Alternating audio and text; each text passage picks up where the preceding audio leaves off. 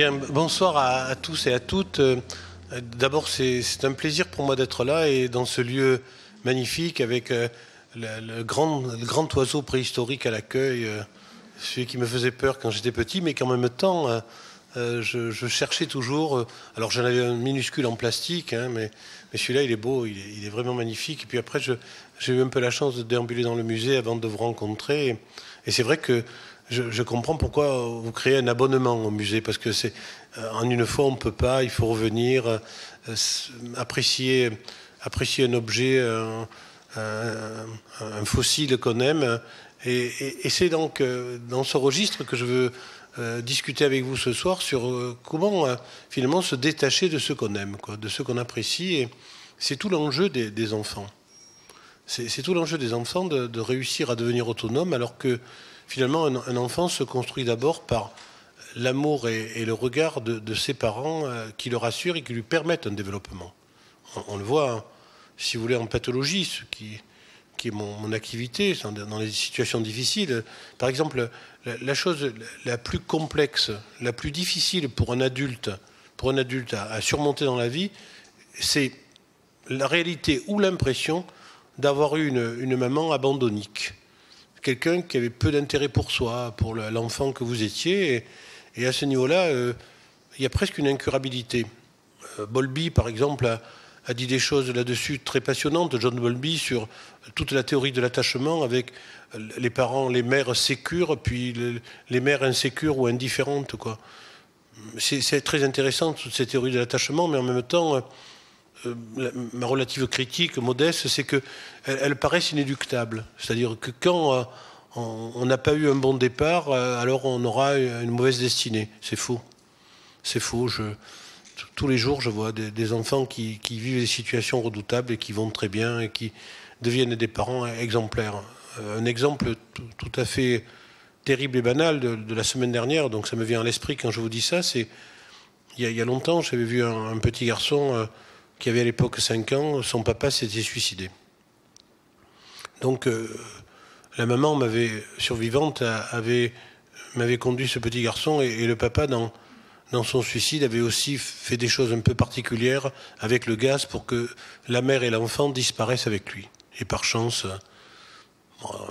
il y a eu une porte ouverte ou je ne sais pas quoi, un animal qui justement avait fugué, donc ils ont survécu.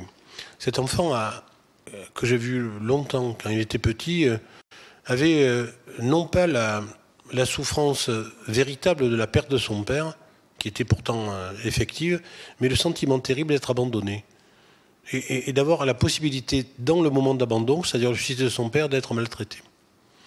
Et donc, j'ai suivi vraiment quelques années ce petit garçon, par ailleurs adorable, intelligent, rapide, sympathique, vraiment un gosse génial, quoi, dont j'ai gardé un dessin très particulier qu'il avait fait. Quand je lui ai remontré, il m'a dit, je ne me souviens pas de ce dessin. Je dis, oui, mais moi, il est fondateur pour moi d'une pratique de prise en charge du petit garçon que tu étais. Et il est venu me voir pourquoi. Parce qu'il a un petit garçon qui a maintenant 5 ans. Et il me dit, je voudrais que tu vois, parce qu'il me tutoie, avec les années, on s'est habitué à ce type de relation, je voudrais que tu vois mon fils, parce que pour me dire ce que tu en penses. Et moi, donc, je suis resté seul avec ce petit garçon, et je lui ai dit, qu'est-ce que tu penses de ton père? Et il me dit, c'est le plus génial de tous les papas. Je lui ai dit, je suis assez d'accord. Quand il avait ton âge, il était assez génial, et je lui ai donné le dessin de son père.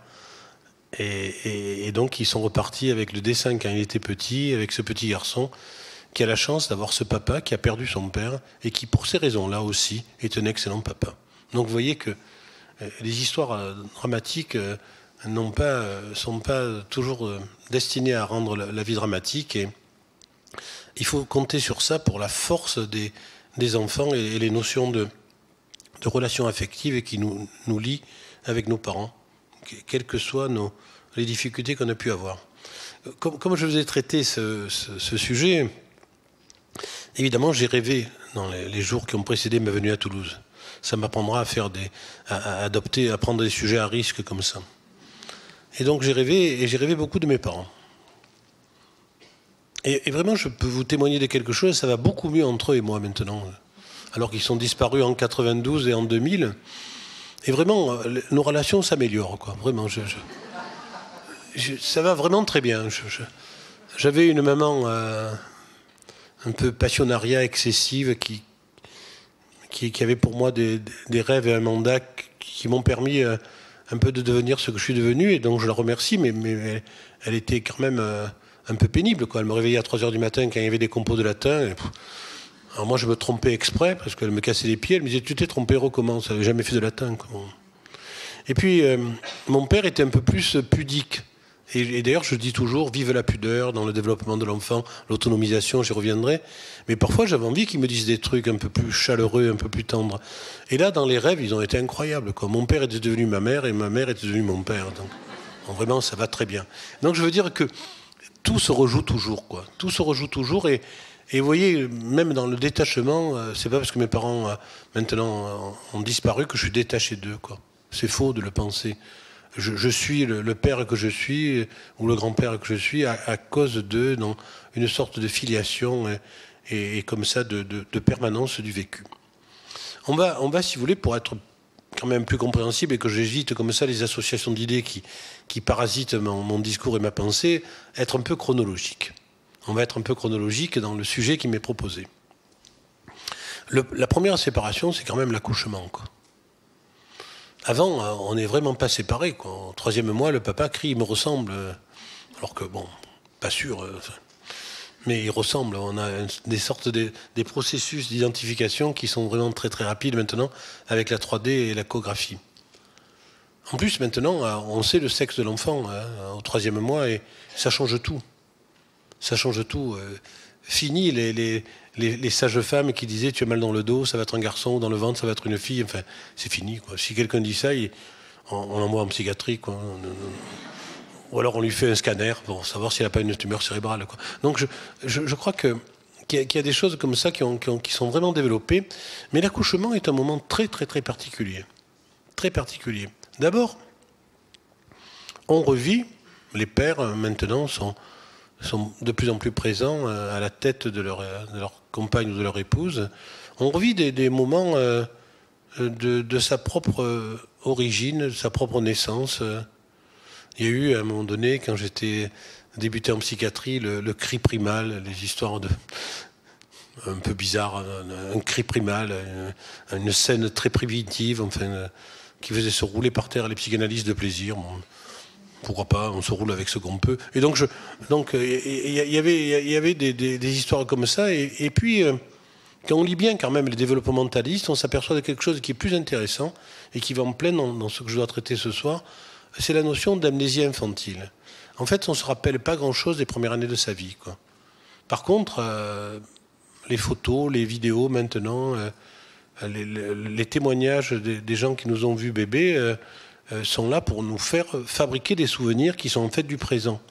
C'est pas tout à fait un souvenir qu'on a, mais c'est une représentation de ce qu'on nous raconte de quand on était bébé, nourrisson, ou dans le fond on est couvert par l'amnésie infantile simplement parce que lorsque par exemple un enfant a un traumatisme crânien grave, un bébé mal protégé dans une voiture, jusqu'à 3 ans il peut récupérer des fonctions cognitives et cérébrales, au-delà de 3 ans c'est plus compliqué. Donc on voit bien que l'histoire de toutes les synapses, de toute la neurobiologie, de tout ce qui se met à fonctionner dans notre cerveau, jusqu'à 3 ans, c'est encore un peu informe, ça part dans tous les sens. Et puis après, à 3 ans, par contre, ça commence à développer, ça va sans arrêt s'enrichir, jusque vers 30 ans, où après, ça va dégrader. Puis alors après évidemment, à mon âge, je campe sur quelques synapses et quelques scissures encore actives, mais beaucoup moins qu'avant. Bon. Et donc, c'est intéressant, cette notion d'amnésie infantile est déjà proposée par Freud, parce que l'amnésie infantile est aussi, pour les développementalistes de l'époque, donc du début du développement de la pensée, du développement de l'enfant, une protection. Je m'explique.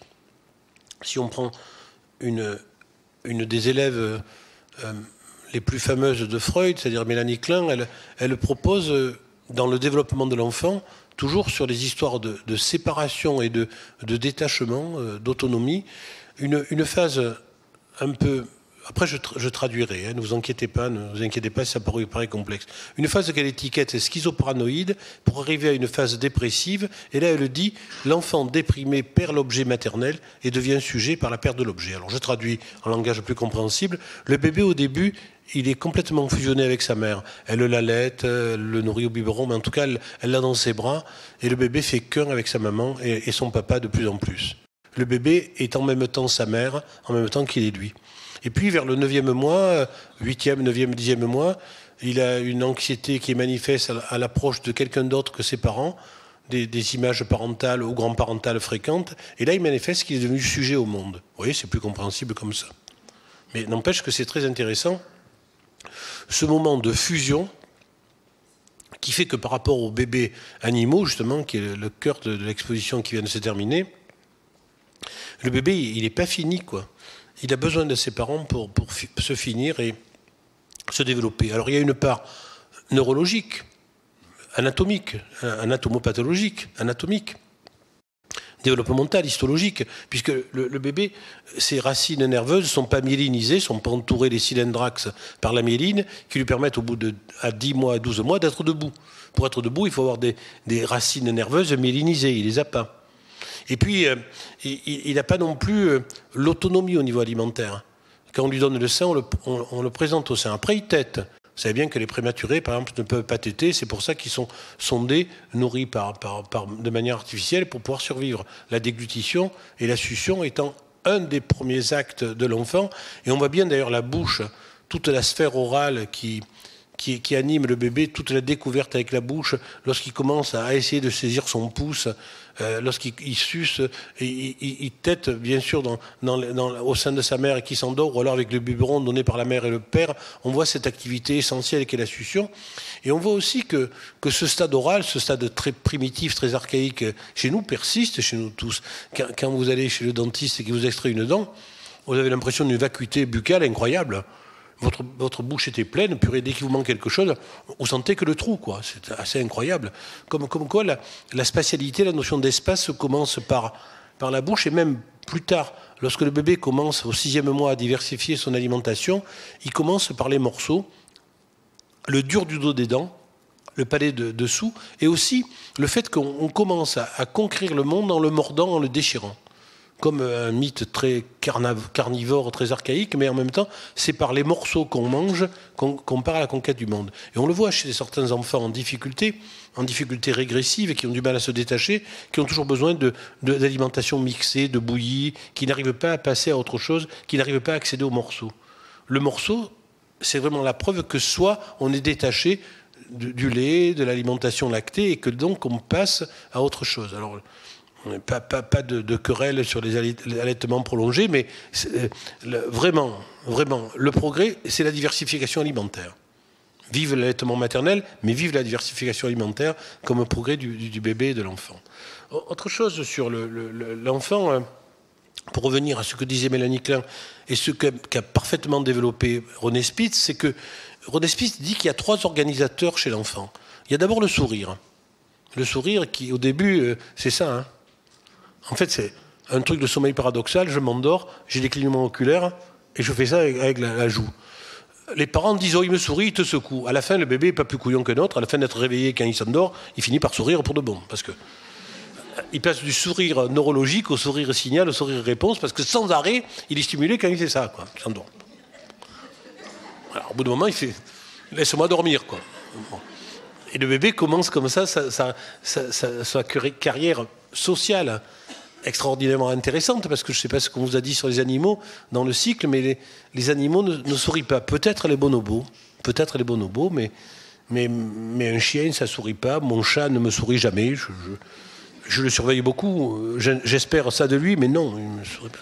Alors que ma petite fille passe son temps à me sourire, en me regardant quand même un peu bizarrement, comme si elle avait déjà fait le diagnostic de pédopsychiatre. Il s'intéresse à moi de manière particulière. Il m'a grondé dès le 2e mois. Qu'est-ce que c'est ce mec? Enfin, je l'ai grondé pour voir ce que ça faisait. Je me suis pris un tombereau d'insultes de la part des protecteurs. Bon. Alors que j'étais expérimentaliste, bon sang, j'ai le droit. Bon. Alors, revenons à Spitz. 1er mois sourire, 9e mois, angoisse de l'étranger, ce que je vous racontais tout à l'heure, anxiété à l'approche d'autrui. Et puis, et vraiment, vous allez voir qu'on arrive à la séparation.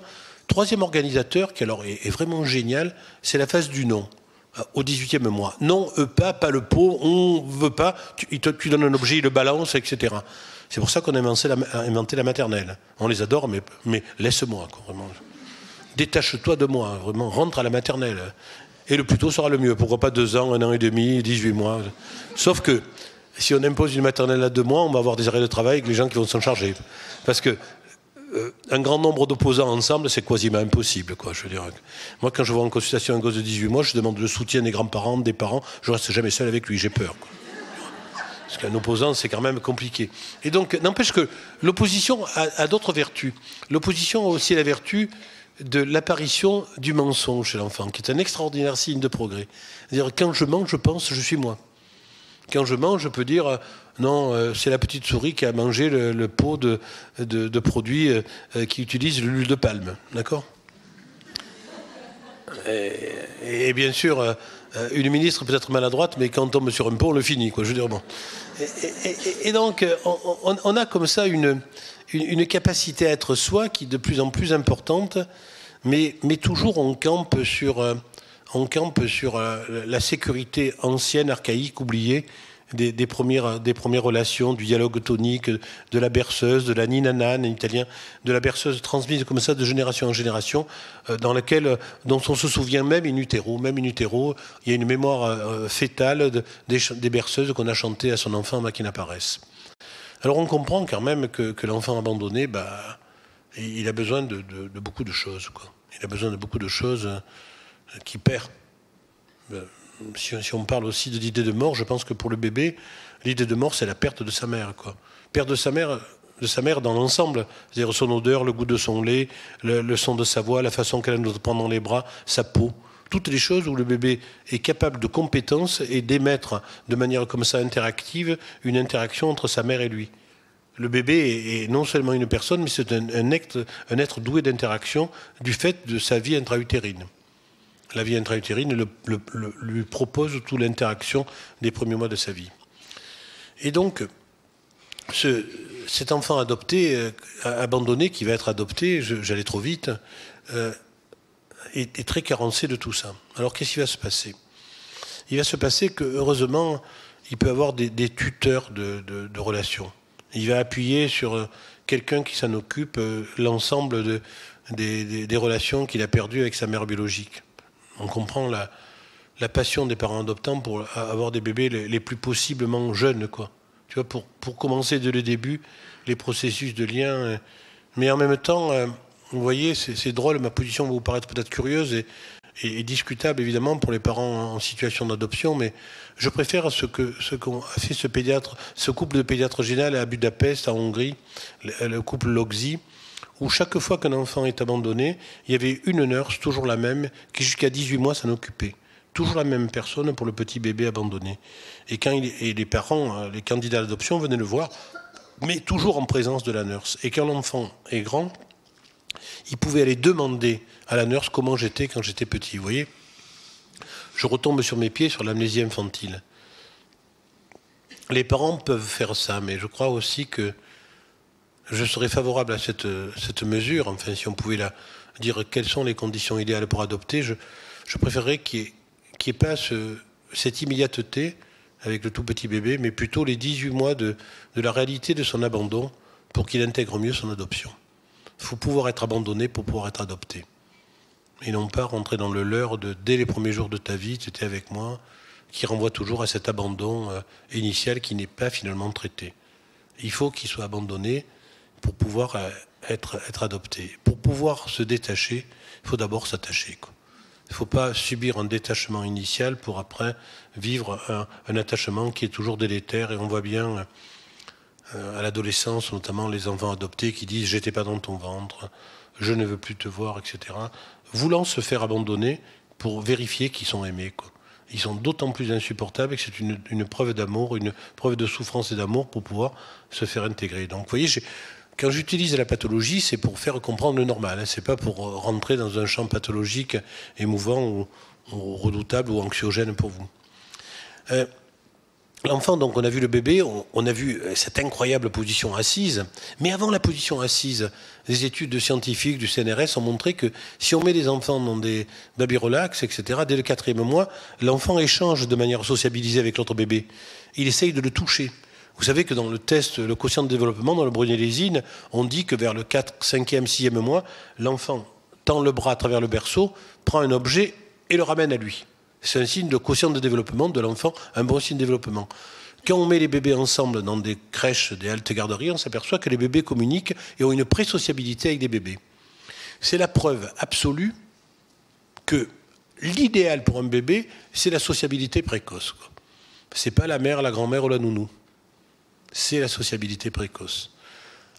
Un État qui s'intéresserait bien aux bébés devrait faire accéder à la crèche tous les parents qui en font la demande. Je dis, c'est essentiel. Hein. C'est-à-dire que je disais l'autre jour à un très haut niveau de l'État, pourquoi il n'y a pas de crèche dans les universités? C'est une question bêta. Hein. Pourquoi toutes les universités ne sont pas tenues à avoir une crèche? C'est stupide comme remarque. Hein. C'est pourtant essentiel. C'est pourtant essentiel. Parce que c'est ce qui explique, c'est que quand les filles font des études, elles ne peuvent pas tout faire. Elles ne peuvent pas tout faire. Et donc, elles font des enfants tard, alors que certaines, elles auraient pu faire des enfants plus tôt. Et comme ça, en avoir deux, parce qu'elles ont fait un enfant à 35 ans, on voit que la différence de 3 ans entre les enfants, ça crée souvent des rivalités fraternelles. Elles ont lu des études du CNRS, justement, puisqu'elles ont fait des études. Donc elles veulent un peu attendre, mais à 40 ans, la fertilité est difficile, avec des dangers pour la mère. Donc vous voyez, c'est tout un... Alors que si elle fait des études, si elle faisait un master 1, master 2, et qu'à la fac de droit, il y ait une crèche, pourquoi pas, quoi. Et avec une crèche qui serait adaptable aux horaires, avec aussi attention au séminaire à 19h, quoi, parce qu'on peut les faire à 14h, quoi. Pour éviter que, comme ça, on mette tout le monde en péril. Alors c'est important, cette histoire de séparation, parce que il y a deux types de partenaires ensemble. Il y a finalement 3 cas de figure. Il y a les bébés qui vont bien et les parents qui vont bien. Bon, on peut tout faire. Nounou, grand-mère, maman, allaitement, pas allaitement, on s'en fiche, tout va bien. Il y a les mères qui vont bien avec un bébé anxieux. Ça s'arrange. La mère va comprendre, c'est 15%, hein, les bébés anxieux, donc c'est nous, hein. C'est moi, c'est vous, c'est la salle, quoi. Dans la salle, vous dites non, c'est pas moi, mais il y a tout le haut qui est anxieux. Il était anxieux petit, je les ai repérés, ils sont mis en haut, ils sont pas mis devant. Bon. Donc je veux dire que il y a ça. Et donc la maman, alors on va dire souvent, les psys, parfois maladroitement, vont dire cette mère, elle fusionne. Elle ne fusionne pas, la mère. Elle a compris que son petit garçon, sa petite fille a plus besoin d'elle que d'autres. Parce qu'il n'est pas très bien. Il a besoin d'un soutien. Donc elle le soutient. Elle ne fusionne pas. Elle n'est pas fusionnelle, elle est simplement, elle a bien repéré que son enfant a plus besoin d'elle plus longtemps, quoi. Et puis après, l'enfant pas bête, il a compris et il joue là-dessus. Ah maman, je suis anxieux, j'ai besoin de toi. Au frigo, la petite sœur, qui est normale, qui va bien. De toute façon, l'aîné étant un brouillon qui parentalise les parents sont vachement mieux avec le deuxième, et l'aîné, il a bien compris, il dit, moi je vais garder mes bénéfices. Je vais garder mes bénéfices d'être l'enfant idéalisé, génialissime, etc. L'aîné, quoi. Bon. Qui d'ailleurs toujours avec les études de sociologie qui réussit mieux que le deuxième, pendant que le troisième reste toujours un petit bébé pour toujours. Comment. Avec des échappatoires, de temps en temps. Mais dans l'ensemble, les sociologues sont en cohorte, et en cohorte, on est comme ça. Mais les cohortes, c'est moins intéressant que la monographie et le cas d'étude. Donc, les modes de garde... Mettre un enfant à la halte garderie, pouvoir aller au cinéma quand on le confie à quelqu'un, le laisser avec des bébés, c'est absolument génial, quoi. Par exemple, dans les pays avec moins de moyens médicaux que le nôtre, par exemple en Argentine ou au Chili, etc., pour les enfants prématurés, ils font un truc que je trouve génial, ils mettent toutes les mères ensemble dans les lieux de température à 38, toutes les mères ensemble avec les bébés prématurés, quoi. Et ça échange, ça papote, on compare les progrès, les bébés passent d'un bras à l'autre, d'une mère à l'autre, et c'est tout à fait génial, quoi. Donc vous voyez, la sociabilité des parents, un des vrais problèmes qu'on a, c'est dans notre pays, je trouve, c'est l'ouverture de l'école aux parents, quoi. En accord et en harmonie avec les enseignants. Il faut ouvrir l'école, quoi. Il faut que l'école soit perméable aux parents et que les enseignants aient comme mission aussi, une de plus, les pauvres, d'apprendre l'école aux parents, quoi. Si l'école est bien apprise aux parents, les choses iront bien pour tout le monde. Et puis comme ça, on pourra voir les gosses en difficulté pour vaincre les difficultés qui apparaissent au niveau cognitif. Et donc cette sorte de groupe de parents, de parentalité partagée est essentielle. Moi, dans toute ma carrière, j'ai fait ça, par exemple. J'ai jamais compris, par exemple, ce que disaient les psychiatres, hein, mes collègues, à propos des anorexies. Quand ils disaient il faut séparer l'anorexique de sa famille. Je dis, écoutez-moi, vous êtes gentil, mais elle est anorexique, c'est une maladie gravissime. Les parents sont épuisés. Et vous dites, on la sépare de vous, elle guérira, et ils ne se sentent pas responsables. Il faut être psychiatre pour penser des choses comme ça. Donc moi, au contraire, je dis, au contraire, ne séparons pas. Créons un groupe de parents qui disent toutes leurs difficultés, et on leur dit les nôtres, dans le traitement de leurs filles, ou leurs quelques garçons, quoi. Et maintenant, petit à petit, je trouve que même des gens qui étaient, j'ai entendu l'autre jour un de mes collègues à la radio qui disait évidemment la séparation n'est pas de mise, toute sa carrière il a séparé les enfants anorexiques, donc ça va mieux pour lui, je suis content. Vraiment il a fait d'énormes progrès. Et donc je suis content de cette compréhension tardive, mais avant, quand tu dis à des parents partez, ils se sentent coupables. Quand tu dis à des parents dont les enfants en situation de handicap quel est votre désir d'enfant, quel était votre désir d'enfant, ça mérite une claque, quoi. Bien sûr qu'ils ont l'enfant imaginaire devant leurs yeux par rapport à l'enfant réel qui ne sera jamais l'enfant imaginaire. Mais ils n'ont rien souhaité. Ils font ce qu'ils peuvent. Et quand ils dénient la réalité, qu'est-ce que vous voulez qu'ils fassent d'autre, quoi? Qu'est-ce que vous voulez qu'ils fassent d'autre que dénier la réalité? Et qu'ils ont du mal à s'en détacher d'autant plus. Parce que qu'est-ce qui se passe dans ce temps gelé des parents qui ont un enfant en situation de handicap? Quand il a 6 ans, ils disent est-ce qu'il rentrera au CP? Puis après, quand elle est adolescente, est-ce qu'elle aura des relations amoureuses? Est-ce qu'elle sera maman? Est-ce que vous vous rendez compte de la brisure du temps congelé, du temps glacé que représente un enfant qui ne se développe pas harmonieusement? Et alors qu'un enfant se développe harmonieusement, il ne faut pas le glacer, quoi. Il ne faut pas le geler, il faut au contraire lui donner toute l'autonomie et toute la liberté de vivre sans vous. D'ailleurs, ce qui est passionnant à l'adolescence, je fais un bond, je reviendrai dans la chronologie, c'est que les adolescents, ils redécouvrent le fil à couper le beurre, quoi. Ils te disent des choses incroyables que tu as dites et ils croient qu'ils le découvrent. Alors tu dois être bienveillant, hein, parce que si jamais tu dis bon, ça c'est banal, c'est fini pour toi. Il va rentrer dans une adolescence tumultueuse et vous allez voir des pédopsychiatres pendant des années. Donc soyez prudents avec les adolescents. Quand ils découvrent le fil à couper le beurre, tu dis que c'est intéressant ce que tu dis. Dès que vous dites c'est intéressant, ils changent de sujet parce que vous êtes plus intéressant. Donc il faut savoir que quand vous dites c'est intéressant, c'est pas intéressant. Par contre, quand il vous dit quelque chose, il faut faire semblant de vous intéresser, même si vous le savez. D'accord? Et puis, conseil ultime sur les parents d'adolescents, il faut survivre parce qu'après ça s'arrête. Mais c'est tout ça, quoi, l'adolescence. Un temps comme ça, un temps particulier, oui, j'ai fumé du hashish et toi tu bois pas? Oui, j'ai compris. J'ai compris que tu fumes du hashish, mais que tu as l'air d'un couillon quand tu fumes du hashish. Et toi, quand tu as bu, tu te trouves agréable? Allez, va fumer, laisse-moi tranquille. Combien ça te coûte par semaine? Enfin, des histoires de négociation, parce qu'on n'en sort plus, quoi. Bon. Et alors, je reviens à l'histoire du développement sur la séparation. C'est vrai que la crèche, c'est un grand moment. C'est un grand moment, la crèche. Ou la nounou, ou la crèche familiale. C'est le moment de dire, est-ce qu'il ou elle va être bien traité? Il y a même des gens qui mettent des caméras pour surveiller les nounous maintenant. Mettent des caméras. Et ils voient des choses curieuses, à genoux.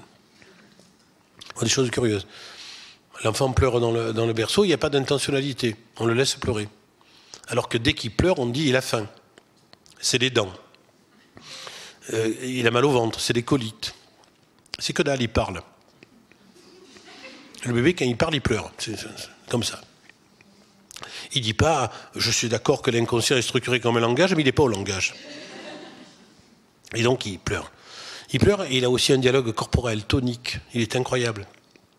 Quand vous le prenez dans les bras, il y a un truc incroyable. Dès les premiers jours de la vie d'un bébé, il s'ajuste à la prise.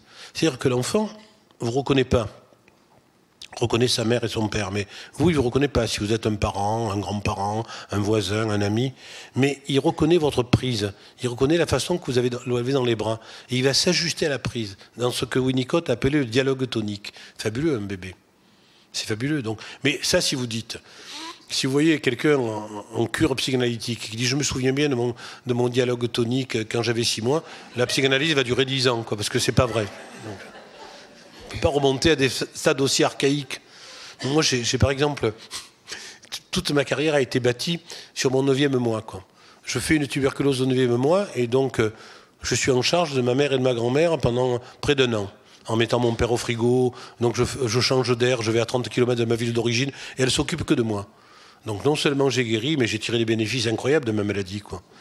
Et un jour, un grand psychanalyste à Bordeaux, tiens, j'y pense parce qu'il était aussi à un congrès ici, René Diatki, il me dit « Ruffo, pourquoi vous intéressez autant aux enfants malades ?» Je dis « Comme ça, parce que la psychologie médicale m'intéresse. » Puis pendant le repas, je raconte ça, puis il me repose la question « Pourquoi vous intéressez autant aux enfants malades ?» Quelle soirée. Donc surtout avec un des maîtres de la psychanalyse, j'étais frais, quoi. J'avais compris que je comprenais rien, que je régressais pas au 9e mois, donc que ma carrière était terminée. Bon, enfin, bon, après, elle s'est déroulée harmonieusement malgré mes lacunes. Et donc, je veux dire que le bébé, on s'inquiète pour lui, parce qu'être parent, c'est être inquiet pour son bébé. C'est banal, quoi. Être parent, c'est être inquiet, et être maman, c'est se sentir coupable. Et papa aussi, maintenant. Parce qu'avec les progrès des pères, la culpabilité paternelle augmente, quoi. Et tant mieux. Tant mieux pour les mamans et tant mieux pour les bébés, quoi. Alors, je ne dis pas qu'il faut surfer sur la culpabilité. Aldo Nauri, par exemple, dit lorsqu'un bébé va mal, il faut soigner la mère. Je ne suis pas d'accord avec ça, c'est complètement idiot. C'est idiot. Il y a des bébés, je lui ai dit à Aldo, je lui ai dit, bébé, je te les confie, au bout de 3 jours, c'est toi qu'on met en psychothérapie, pas la mère. Tellement ils sont insupportables. Tellement ils sont difficiles. Donc fais attention à ça. Puis je reprends mon cas de figure de ce que je disais comme définition. Le bébé va bien, la mère va bien, ça va. Le bébé est anxieux, la mère va bien, ça va. Le bébé est anxieux, la mère va mal, pédopsychiatrie. Parce que les anxiétés vont coller, quoi. Un peu comme deux papiers de scotch, quand tu les mets à côté. Ça ne se détache plus, quoi. Et là, ça va. Les anxiétés croisées vont faire que la différenciation va être impossible. Un autre exemple, les jumeaux. René Zazot, grand psychologue expérimentaliste, décide de faire une étude sur les jumeaux. Donc il appareille, comme on dit en psycho, 1000 couples de jumeaux homozygotes, c'est-à-dire des jumeaux dont l'œuf s'est fendu et donc même capital chromosomique, le même environnement, ils naissent au même moment. Donc pas d'environnement différencié, etc. Et même capital chromosomique pour le développement des jumeaux. Il a dans son labo un garçon, un de ses élèves, 35 ans, qui est jumeau et qui dit « Monsieur Zazot, sauvez-moi, mon jumeau à Lourdes va se marier. » Donc il le trouve un peu bizarre, parce que pourquoi le sauver? Parce que son jumeau va se marier. Et Zazot ajoute un 3e item à son expérimentation, il dit « Même capital chromosomique, même environnement, et c'est un couple. » Et il crée la notion de couple gémellaire. Couple gémellaire, et sa définition, c'est qu'il faut différencier les jumeaux dès le début de la vie pour éviter la fusion. Vous voyez, comme c'est encore intéressant par rapport au sujet, se séparer pour ne pas être identique, quoi. Se séparer pour être soi. Se séparer pour gagner le monde qu'on doit découvrir. C'est scandaleux de ne pas se séparer d'un enfant. Et en plus, il y a un truc que les parents, fantasmatiquement, croient. Quand on a un enfant, on croit qu'il va vivre avec nous toute sa vie. C'est incroyable. Il y en a même qui reçoivent des couples adolescents à domicile en changeant toujours de partenaire tous les 15 jours, histoire de maintenir un lien, quoi, tu vois. Tu as un nouveau copain, viens dormir là, c'est pas grave. Ou les relations sexuelles, je comprends. Et tous les 15 jours, ils changent, et petit à petit, ça les effracte, quoi. Ça les impressionne. Quand même, ma fille, elle a beaucoup d'amants, quoi. Et toi, à son âge, qu'elle avait, moi, je n'ai jamais eu, tu le sais bien. Ah bon, tu n'en as jamais eu. Tu es drôle, enfin, ça crée des trucs dans le couple très curieux. Mais c'est toujours aussi pour l'histoire de ne me quitte pas. Il y avait un article incroyable en Italie il y a quelques années sur l'effet Tanguy. Vous savez, les gosses qui se séparent jamais, les étudiants à perpète. Je fais 3 Master 2 en changeant parce qu'ils ne m'intéressent pas. Donc, ils en ont pour 15 ans d'études. Donc, ils sont dépendants des parents toujours, quoi, avec un budget, l'abonnement à Canal, l'abonnement, l'assurance de la bagnole, les amis qui vont, qui viennent, mais vraiment des petits couples qui se constituent, puis qui se séparent, des droits de visite demandés par les parents d'un fiancé ou d'une fiancée qui a disparu. Enfin, bon, les Tanguy actuels. Et en Italie, ils appellent ça les bombolognes, les gros bébés, les gros bébés, babolognes, bombolognes, etc. Et il y avait un article sur Corriere della Sera incroyable. Tu avais un garçon de 35 ans qui vivait à Rome chez ses parents et qui disait, lors de propos, que je parte de chez moi. Il ne gagnait, le pauvre, que 4 000 € par mois. Donc il était déjà, comme disent nos élus, à 1000 euros de la richesse. On est d'accord, c'est 5000 euros, hein, ça vient de paraître. Donc à 5000, t'es riche, bon, à 4000, t'es pas mal. Mais... Alors, et le journaliste lui disait, mais pourquoi vous vous séparez pas de vos parents? Il disait, écoutez, mon père est rédacteur en chef du journal qui m'interroge. Donc la journaliste risquait gros en l'interrogeant. Hein, et il émarge à peu près à 15 000 euros par mois. Ma mère est professeure d'université, elle est à 7000 à Rome. Alors donc, vous vous rendez compte, c'est 4000 euros, c'est mon argent de poche, je ne quitterai pas mes parents. Et en même temps, il ne réussissait pas sa vie. Parce que ce qui est chic, ce qu'il était encore plus à ma génération, c'est une chambre d'étudiant avec un yaourt par-ci, un yaourt par-là, du poker le soir, des nuits où on regarde des étoiles, les étoiles filantes le 15 août avec des copains ou une copine toute la nuit, en étant libre, quoi. Alors maintenant, il y a aussi le lien du portable, le Skype. On n'est pas à l'abri. Hein. Comment tu m'as pas appelé? Tu m'appelles pas? Tu m'aimes plus? Mais si, maman, je t'aime, je t'appelle. Donc, la mienne est dans le livre, d'ailleurs. Dans le livre. Dans le rêve, elle avait un portable. Donc, elle l'avait pas. Elle est morte avant que ça se diffuse. Et donc, je vais me méfier maintenant des appels masqués, sans identifiant. Peut-être que c'est elle, quoi, qu'elle a repris le dessus. Ça crée une anxiété terrible, ce que je viens de vous dire chez moi, parce que en même temps, l'enfant anxieux que je suis renouvelle ses anxiétés. Et donc, je veux dire que tout ce qu'on fait pour la séparation de l'enfant, c'est bien. Les classes vertes avec les enseignants, c'est bien. Les histoires de temps en temps, aller dormir chez les grands-parents, aller dormir chez une copine, chez un copain, c'est bien. Partir en colonie de vacances, c'est la période, c'est bien, quoi. Partir en maison à caractère psychosomatique, si on fait caca dans ses couches et qu'on fait caca dans ses culottes, c'est bien. 45 jours, on revient propre, quoi. Parce que le caca dans les culottes, c'est pas se séparer de l'objet fécal, c'est pas se séparer de soi, c'est pas se séparer de sa mère, c'est pas accoucher de son autonomie. Et donc c'est un peu asocial quand même à 9-10 ans, quoi. Et donc il vaut mieux les mettre en maison à caractère psychosomatique. Toutes les semaines, je prescris un internat à un adolescent. Toutes les semaines. Je dis, écoute, ça va plus avec tes parents, ça va pas avec moi, ça va pas s'arranger. Donc on va te mettre en internat pour que le week-end ça aille bien. Je veux pas, je dis on s'en fiche, t'y vas. Et tu m'en veux à moi, tu n'en veux pas à tes parents, salut. Et ça s'arrange. Donc là par contre, autant avec les anorexiques je suis contre, avec les pénibles je suis pour, quoi. Donc je crois que cette modalité de pouvoir... finalement, quand on est parent, c'est avoir confiance dans l'avenir de son enfant, quoi. Mais dans un avenir qui est différent de celui dont on a rêvé. Vous savez que on n'a jamais les enfants dont on rêve et jamais les parents qui méritent. Hein, donc on sortira jamais de ce dilemme. Mais savoir que son enfant fait sa route, quelle que soit la route qu'il a choisie, qui n'est pas forcément celle qu'on envisageait, c'est quand même ça la capacité d'être parent. Capacité de lâcher tout en aimant, quoi. Mais vous ne croyez pas qu'on aime d'autant plus qu'on lâche, quoi. Honnêtement, il y a des séparations merveilleuses, quoi. Je pense à Musset qui disait, les vers ne sont pas exactement cela, mais l'idée est ça. Il dit, j'ai souvent aimé, j'ai été profondément amoureux, j'ai souvent rompu, on m'a quitté, j'ai été encore une fois profondément malheureux, mais j'ai aimé, quoi. Tu vois, c'est ça le truc. Et je trouve que finalement, la parentalité, c'est du Musset. On a été très proches, on a été fusionnels, on a changé ses couches, on a donné ses biberons, on a apprécié, on a acheté des robots pour les soupes biologiques, évidemment, les produits lorsqu'ils sont petits. Et on a même essayé les haricots verts alors qu'il n'aime pas ça et vous non plus. Bon, on a tout essayé. On a tout essayé. Et puis finalement, il reste le robot, quoi, qui finit dans un grenier ou dans un coin de la cuisine et qui ne sert plus trop, mais qui est là, quoi, qui l'attend. Et quand il revient, il regarde le robot, il regarde une thembale en argent dans laquelle il buvait. Et il regarde, quand il a la chance que moi, son objet transitionnel, l'ours, que entre-temps j'ai fait opérer, il n'avait plus d'yeux, mais je l'ai restauré, je l'ai même lavé, il était dégueulasse, mais ça comptait, quoi. Et l'objet transitionnel, c'est vraiment la preuve que les enfants ont besoin de se séparer de nous.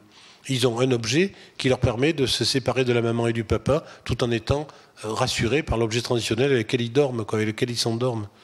Les fabricants de jouets ont même été géniaux, ils ont fabriqué des petites voitures pour mettre dans les poches à l'école maternelle, quand certaines écoles maternelles, pratiquement 1 sur 1000, est rigide sur l'objet transitionnel, quoi. Et c'est vrai que moi, en halte garderie, je rêve de mettre une halte garderie d'objets traditionnels de doudou, en maternelle aussi, quoi, de faire une sorte de casier pour qu'on les mette et qu'on les reprenne. Ou la sucette, tu vois. La sucette, c'est un objet traditionnel incroyable. Le pouce, c'est le premier objet traditionnel, transforme vers la sucette. Et je suis vraiment un fan de la sucette. C'est pas que je prône l'orthodontie, c'est pas que je travaille pour mes collègues orthodontistes, c'est que c'est personnel. J'ai eu la sucette, je suis né un 31 décembre. Et donc, je suis rentré à 5 ans et demi, quoi, à 5 ans et quelques, en CP. Je suis pas allé en maternelle.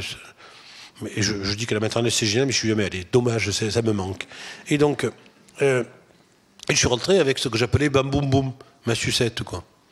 Et quand je suis rentré, tous mes camarades se sont foutus de ma gueule. Oh, le bébé, regarde-le, et la sucette. Le soir même, je l'ai quitté, quoi. J'ai été réformé par le groupe.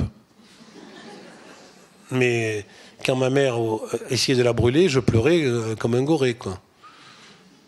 Quand après je suis passé à l'onychophagie, puisque j'ai quitté la sucette, et qu'on me mettait de l'aloès sur les ongles, je m'en foutais, je rongeais l'aloès, tu vois. Donc et tout ça, c'est le stade oral. C'est vraiment des choses sur lesquelles on campe par régression. Parce que le piège, c'est que l'enfant, il a besoin de régresser pour aller bien. Quand on est malheureux, on régresse. Quand on est malheureux, on essaye d'être petit, quoi. Quand on est malheureux, on essaye d'être l'enfant, comme dans mon rêve, qui a ses parents et qui ont un soutien effectif parce que vous êtes leur enfant, quoi. Je sais pas, quand on n'est pas leur enfant biologique, c'est pareil. Hein. Vous voulez une preuve, une histoire? Je vois il y a quelques années une fille insupportable, très extravertie. Donc je la supporte, quoi. Puis au bout de 4-5 séances, la mère me dit c'est incroyable, elle va mieux. Je dis on arrête. Laissons-lui sa chance, tu vois. Elle me dit d'accord, je vous amène mon fils. Je dis non, je m'en sortirai jamais de ça.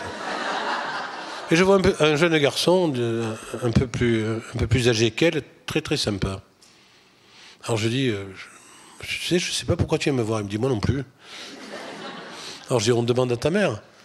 Alors voilà, demandez-lui, je peux aller dans la salle d'attente? D'accord. Elle me dit ah merci monsieur, il est content de vous voir. Je dis non, il n'est pas content de me voir. Il me dit qu'il ne sait pas pourquoi il vient, mais parce qu'il y a un secret. Alors je dis bon, dites-lui qu'il n'est pas le fils de son père. Je dis pardon, je peux pas dire ça. Elle me dit si, j'ai confiance en vous, dites-lui. Bon. Je dis mais madame, non, je ferai pas ça. Elle reprend rendez-vous. Donc je revois ce garçon, je dis te revoilà.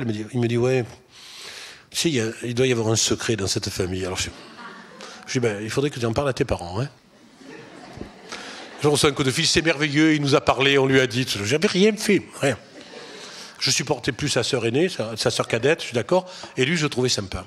Et puis, il me dit, bon, je voudrais connaître mon père biologique. Mon père, celui qui m'a élevé, a connu ma mère quand elle était enceinte. Je voudrais connaître mon père biologique. Alors, je demande à la mère qui c'est, quoi. Ça, vous le savez, madame. Hein. Oui, c'est un avocat d'affaires à Paris, c'est pas Sarko. Hein. Et donc l'autre va le voir. Et il revient, il demande à me voir. Alors donc là quand même, j'ai envie de le voir, quoi, parce que là, j'ai envie quand même. Hein, autant sa sœur, elle m'a dit, ma sœur m'accompagne. Je lui ai dit, tant pis, il reste dans la salle d'attente. On ne sait jamais si elle fait un malaise, on l'enverra au SAMU. Bon. Et il me dit, voilà, j'ai vu mon père biologique, donc il est sympa. Hein, il a 5 enfants par ailleurs, que je ne connaîtrai jamais. Il est sympathique, il a été amoureux de ma mère, il ne voulait pas d'enfants, donc il ne me voulait pas. Et je sais pourquoi je suis un peu chauve maintenant, parce que je commence à perdre les cheveux. Lui, mon père a des cheveux incroyablement fournis. Et vous savez, je sais qui est mon père. C'est mon père, celui qui m'a élevé, que j'aime, quoi. Voilà, basta. Et c'est purement génial, quoi. C'est purement génial. Il n'y a pas à se tracasser avec les origines, les questions sur l'adoption homoparentale, tout ça, c'est de la rigolade,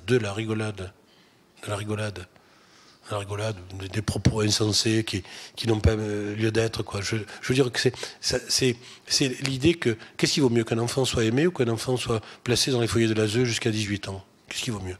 En famille d'accueil, etc., quelle que soit la qualité des familles d'accueil. Non, je crois que pour se détacher, il faut être aimé. Pour devenir soi, il faut qu'on t'autorise à devenir soi et partir à la conquête du monde. Et pour pouvoir être pédopsychiatre, il faut rêver de ses parents qui ont fait un exposé comme ça quand ils sont morts depuis des dizaines d'années, quoi. Donc, je crois que c'est ça le message que je voulais essayer de vous faire passer en disant que c'est génial qu'un enfant s'autonomise, quoi. Qu'un enfant n'ait plus besoin de vous. Alors qu'ils en ont toujours besoin, quoi. Ils en ont toujours besoin. Récemment, Récemment, je reçois un coup de fil de notre fille qui était en Australie et qui devait faire un discours important en anglais pour la mission qui lui était confiée. Donc elle ne fait pas attention au décalage horaire, elle m'appelle à 3 heures, elle me dit tiens voilà, lis ce discours et dis-moi ce que tu en penses, s'il te plaît, si tu as des commentaires, tu les fais en anglais. Bon. Elle n'a plus besoin de moi, elle est autonome, elle est grande.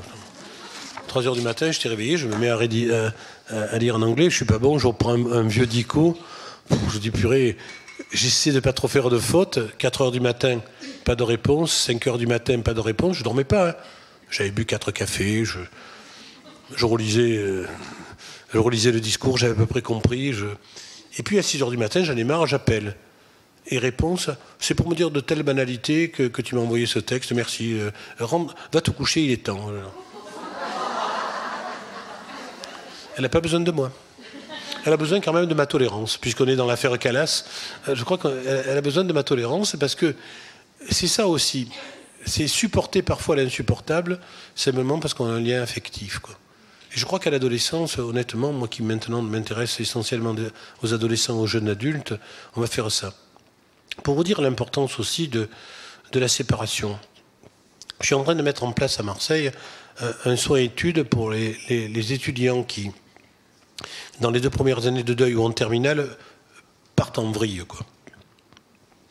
Je vais les garder 1 an, avec un psy pour 6 patients. Tous les jours un entretien, des soins culturels, musique, informatique, cinéma, théâtre, danse, musique, et une intégration à l'université et dans les lycées environnants. Et on les gardera 1 an. On les gardera 1 an avec week-end, vacances. Il y a même une boîte de nuit, parce qu'on a fait un truc de musique qui est en fait une véritable boîte de nuit dans l'établissement. Bon.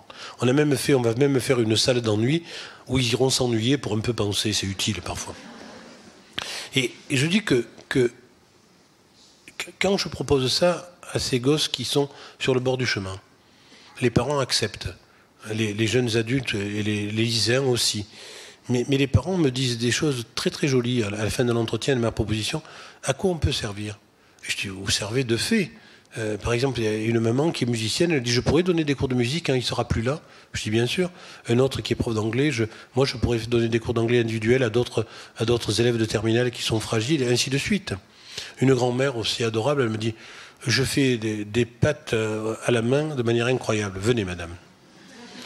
Le samedi, pour ceux qui ne rentrent pas chez eux parce qu'ils habitent trop loin, on leur fera des pâtes à la main avec du pistou, du basilic, de l'ail et du vin blanc, quoi. Tu vois, ça diminuera la chiche, quoi. C'est une autre toxicomanie, le pistou. Et donc, c'est une autre herbe plus intéressante. Et donc, on a donc ces capacités à toujours avoir dans son esprit comme un lien, comme un ombilic psychique, quoi, qui maintient la tendresse et la capacité à être parent, quoi. Alors bien sûr, il est plus ou moins distendu parfois. Il est plus ou moins utile, plus ou moins visible. Mais ce qui est important, comme dit Saint-Exupéry, c'est pas le visible, c'est l'invisible. Et ce lien invisible, après la rupture du cordon ombilical, il est permanent et pour toujours, quoi. Donc, je vais passer à vos questions. Je ne sais pas si j'ai pas été trop bavard.